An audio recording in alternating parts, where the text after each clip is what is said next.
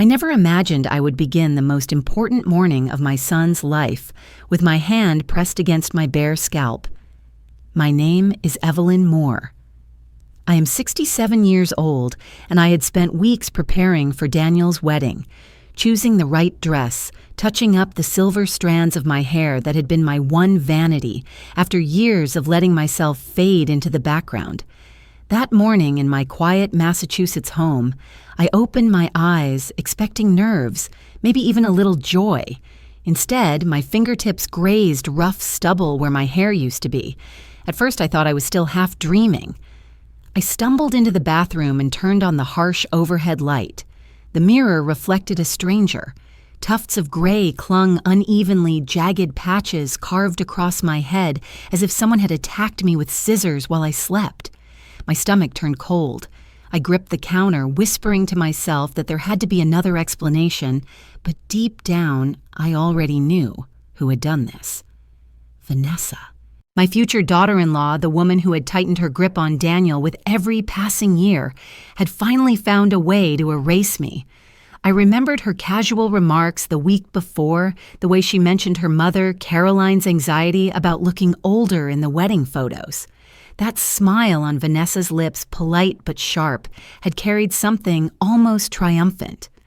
Now staring at my butchered reflection, I realized she had been preparing this humiliation.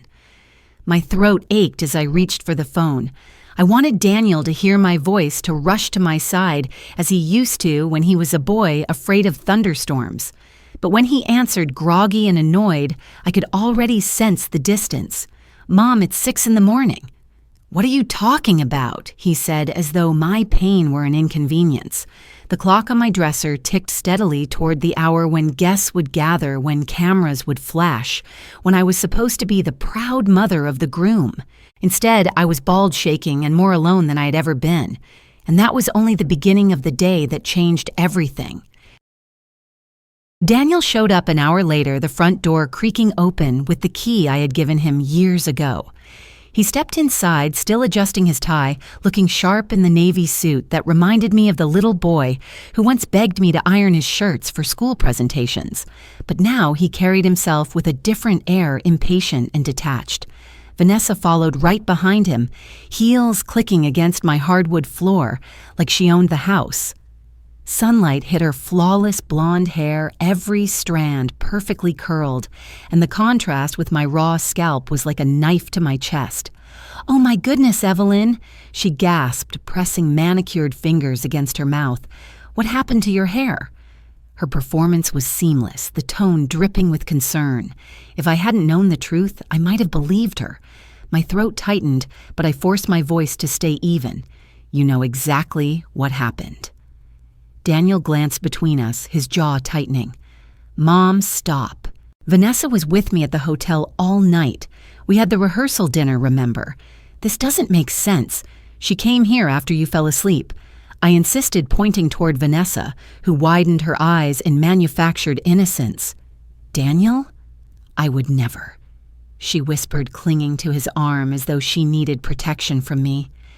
"I think your mom is just confused." The word landed like a slap. Confused.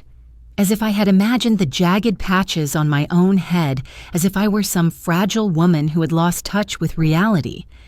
Daniel's shoulders sagged. "Mom, please, don't make today harder than it needs to be." I stared at my son, searching for the boy who once believed every word I said. But all I saw was a man looking past me, embarrassed. My scalp burned under the cheap scarf I'd tied around it, and I knew I couldn't win this battle, not here, not now. I swallowed hard, telling myself I'd find another way to endure the day. The chapel smelled faintly of lilies and polished wood, the kind of scent that should have brought comfort. Instead, I tugged at the synthetic wig I had bought that morning, after driving from one store to another, praying to find something that wouldn't make me look like a Halloween costume. The cheap auburn strands clung to my scalp, itching beneath the heat of the lights, reminding me of everything I had lost before the day had even begun. When the usher guided me to the third row, I paused. "I'm his mother," I whispered, but the young man only gave me a sympathetic smile. The first 2 rows are reserved," he said, gesturing toward the front, where Caroline sat poised like royalty. Caroline's silver hair was styled by professionals, her navy dress tailored to perfection. She looked every bit the dignified matriarch, as though the day belonged to her. Guests leaned in to compliment her, murmuring how radiant she looked, how lucky Daniel was to marry into such a refined family. I sat back, forcing a polite smile the way I had taught myself over the past few years. Always smile, always nod, never make waves. As the organ began to play, I closed my eyes and remembered a different version of Daniel. He was 8 years old, clutching his backpack too tightly on his first day of school after his father died. I had worked double shifts the night before, yet I held his hand all the way to the classroom door, promising him he would be okay. For years, I had been his anchor, the one who showed up at every science fair, every recital, even if it meant running on 4 hours of sleep. Now, watching Caroline bask in admiration, it felt as though those years had vanished, erased in favor of a woman who had known my son for only a fraction of his life. The bridal march began, and I braced myself, knowing the true humiliation of the day was still waiting. The reception hall sparkled with chandeliers, glasses clinking as servers weaved between tables, carrying trays of champagne. My seat was tucked in the back near distant cousins and family friends I hadn't spoken to in years. Vanessa had arranged the seating chart herself, telling me, with that sweet smile, that it would be more comfortable for me. Comfortable as though being invisible was a kindness. From my chair, I could see Caroline at the head table, her laughter ringing out as easily as the silverware against crystal. She radiated confidence, a woman who had claimed the spotlight that should have been mine. Guests leaned toward her, soaking up every word, while I sat among polite strangers who remembered me only vaguely. It was during the cake cutting that I heard Vanessa's voice rise above the chatter. She stood surrounded by a group of guests, her expression animated, her tone playful. "You should have seen her this morning," she said with a laugh that carried across the room. "Daniel's poor mother actually accused me of sneaking into her house and cutting off her hair while she slept." The group erupted with shocked laughter. Someone gasped. She really said that? Vanessa pressed a hand to her chest, feigning distress. "She's been so paranoid lately. We're honestly worried about her mental state." Caroline shook her head, lips pursed in pity. Age can be cruel. Some people don't handle it gracefully. Their words spread like poison. Faces I had known for decades turned toward me with a mixture of pity and discomfort. My cheeks burned as whispers circled. It was as if the life I had built, every sacrifice, every night spent working, so Daniel could have more, was being rewritten in real time, reduced to a punchline about an unstable old woman. I excused myself, slipping away from the table. In the bathroom mirror beneath the fluorescent lights, the wig looked even more false. But behind the reflection of defeat, I saw something else beginning to stir. The Monday after the wedding, I sat in my living room, surrounded by half-empty boxes of tissues and the faint smell of wilting flowers Daniel's coworkers had sent. My eyes were dry now. I had cried all I could. What remained was something colder, sharper. Anger had replaced sorrow, and with it came a clarity I hadn't felt in years. On the mantel sat a photograph of my late sister, Margaret. She had left me a fortune I had never spoken of, $2 million, from decades of careful investments. On her deathbed, she had squeezed my hand and whispered, "Don't reveal it too quickly. Let people show you who they are when they think you have nothing." I had kept that promise, and now, after the humiliation at Daniel's wedding, I understood why. My family had treated me like a burden, and they had done it with ease because they thought I had no value beyond being Daniel's mother. They had no idea of the choices that rested quietly in my bank account. That morning, I walked into the office of Robert Graham, a lawyer my sister had trusted for years. His office smelled of leather and old wood, the kind of place where serious decisions lived. He adjusted his glasses as I slid a folder across the desk bank, statements, the old will and notes I had scrawled during a sleepless night. I want to remove my son as beneficiary," I said, my voice steady, even as my hands trembled. Robert studied me for a long moment, then nodded. "And what would you like to do instead? I want to create a scholarship fund for single mothers pursuing nursing degrees. Women like me who never got the chance to finish." He smiled faintly. "That's a powerful legacy, Mrs. Moore. Legacy." The word felt heavy, but it also felt right. For the first time in decades, I was taking control, and this was only the first step. The house had always been more than wood and brick.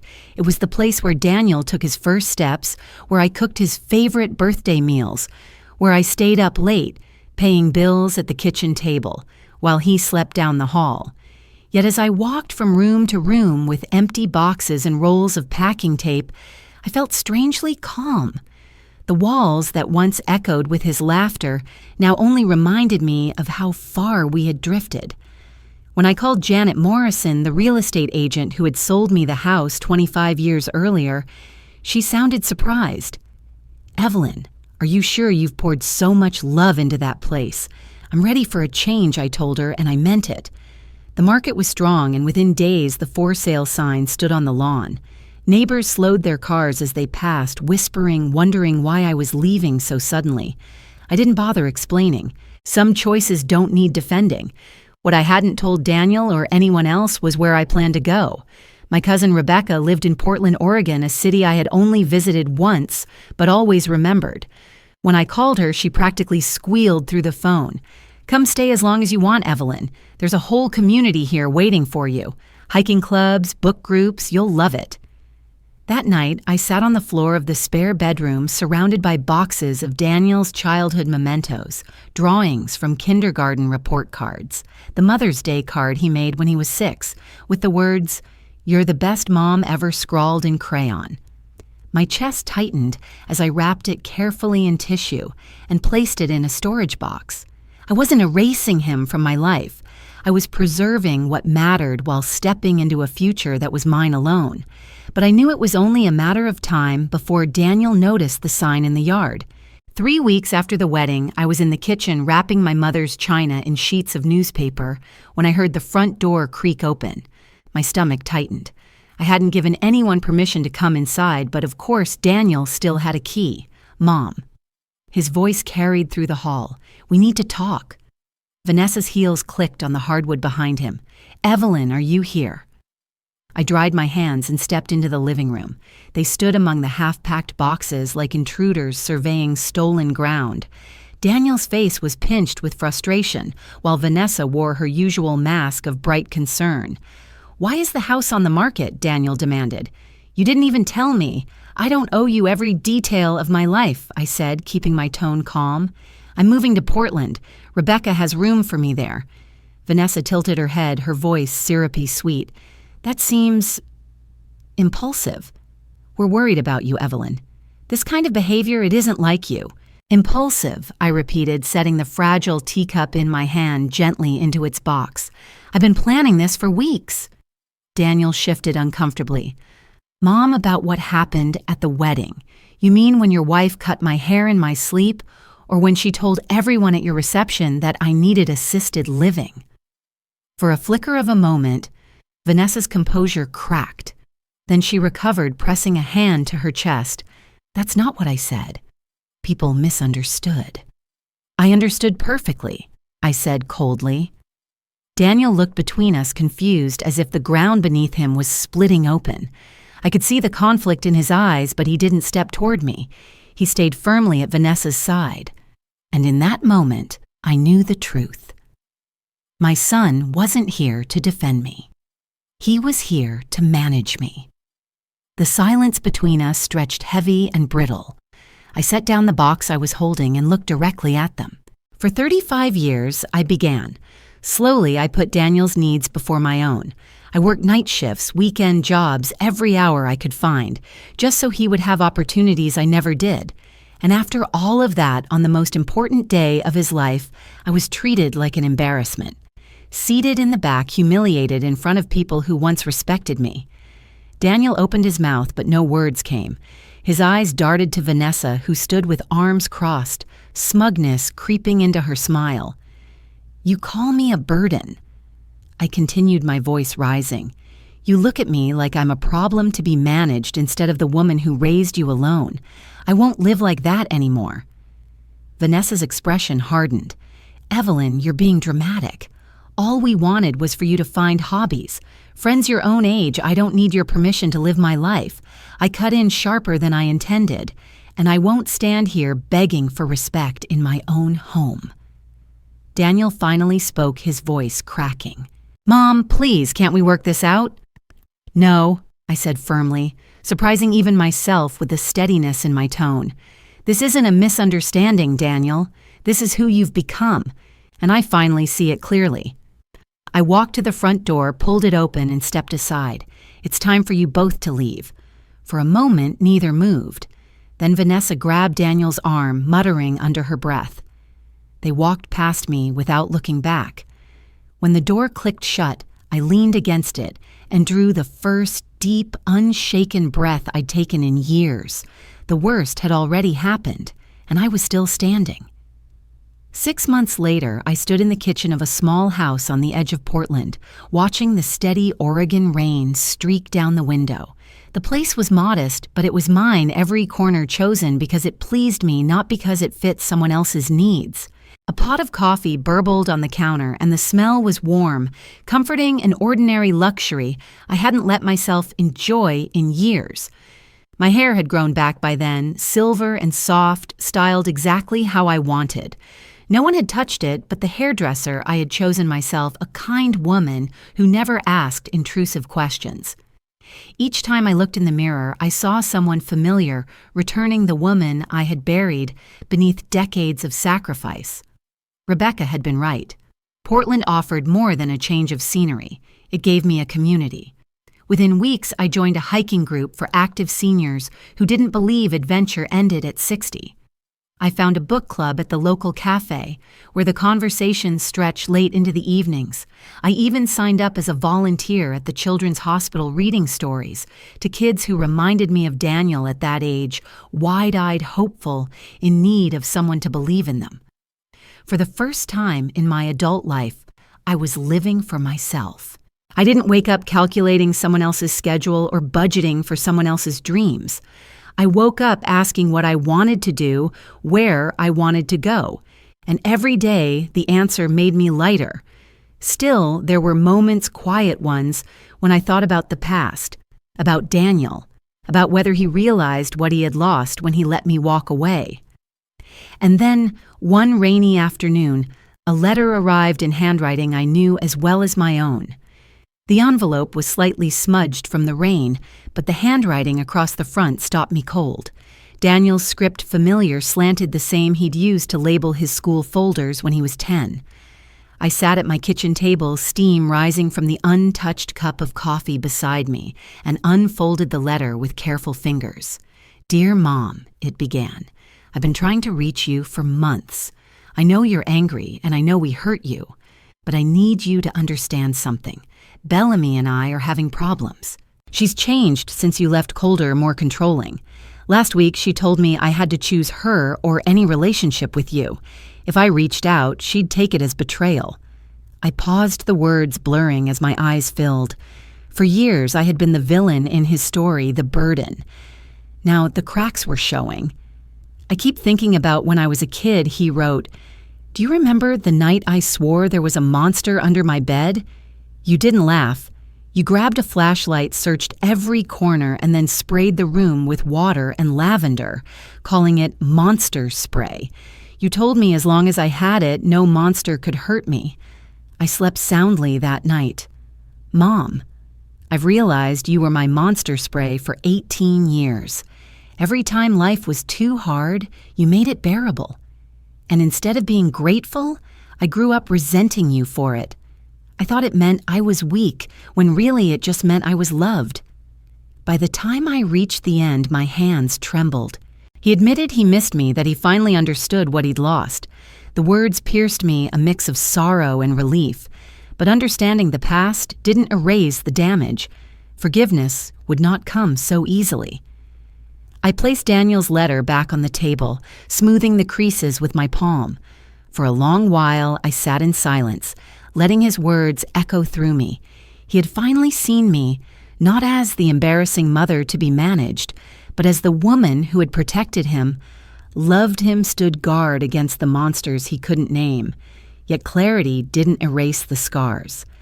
I pulled out a piece of stationery cream-colored with my new Portland address, printed neatly at the top, and began to write. Dear Daniel, I started. Your words mean more than you know. I never stopped loving you, but I left because loving you was destroying me. For too many years, I made you the center of my universe until I vanished from my own life. That wasn't healthy for either of us. I wrote about the life I was building here, the friends who valued my company, the joy of finally waking each day for myself. If we rebuild our relationship, it must be different this time. I will not be the mother who sacrifices everything or the emergency contact who drops everything when you call. I can offer love, but not at the cost of losing myself again. I sealed the envelope and set it by the door to mail in the morning. That evening, Rebecca insisted I join her for dinner with her friend David, a retired teacher with kind eyes and an easy laugh. Over dessert, he asked if I'd like to join him on one of the tougher hiking trails. Most people my age think I'm too old for adventure. He chuckled. I smiled. I'd like that. Walking home beneath the street lamps, I felt lighter than I had in decades. For the first time in my life, I was enough for myself, and that was the greatest freedom of all. Looking back, I sometimes wonder if that morning my hand pressed against a bear's scalp. My son's voice dismissing me over the phone wasn't a curse, but a revelation. It stripped away every illusion I had, clung to every hope that sacrifice alone would guarantee respect. Painful as it was, it forced me to see the truth I had avoided for too long. I was invisible in the life I had built, tolerated, but never valued. The journey since then has not been easy. I mourn the boy who once believed in me without question, and I grieve the family role I thought I would always hold. But through that grief, I discovered something more enduring. I discovered myself.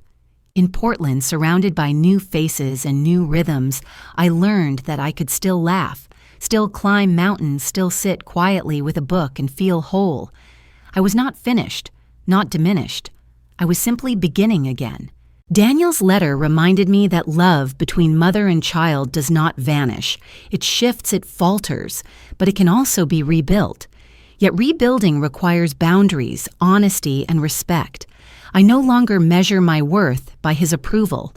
If he chooses to meet me where I stand now, perhaps we will find each other again. If not, I will still be standing. Life has a way of teaching us the hardest lessons when we least expect them. Mine came on the morning I woke up bald. What I thought was humiliation turned out to be liberation. And as I close this chapter, I carry one truth with me: loving others is powerful, but learning to love yourself, that is freedom. Thank you for watching. If you enjoy these family drama and revenge stories, please subscribe and join me for more every day.